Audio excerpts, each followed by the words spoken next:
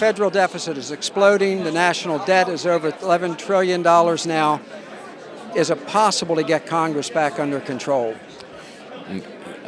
It is, but I'm telling you that the scary part for me is what will happen even if we take control, or even if it gets under control, whether it happens by the Democrats being there, which I certainly doubt will be the outcome, or whether it happens as a result of Republicans taking control. It's because once you establish a government that big, unfolding it is almost impossible.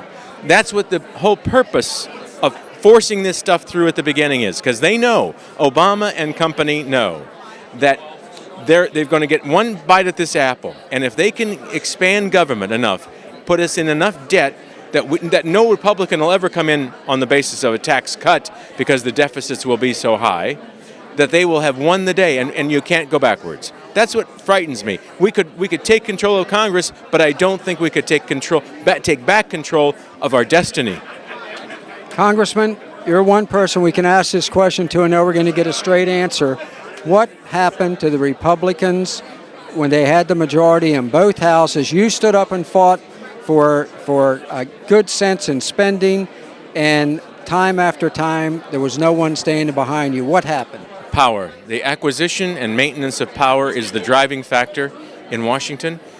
It's a siren song that even the Republicans listened to. That the only thing that mattered was the acquisition and maintenance of power. And I'll tell you that when you fall for that, you begin to take a card or a page out of the Democrats' playbook. And you begin to think that the only way you get power and keep power is by spending money and buying votes. And so we fell into that. I mean, the president pushing Medicare prescription drugs on the basis of nobody wanted it. Nobody thought it was a good idea. Everybody thought that it was what you needed to do in order to be reelected. I'll never forget that one. It's the perfect example of what you're asking me. Perfect example. Here's a program everybody knew, every Republican knew was literally sucked. You know, it was going to expand government to a greater extent than had been expanded since the creation of Medicare.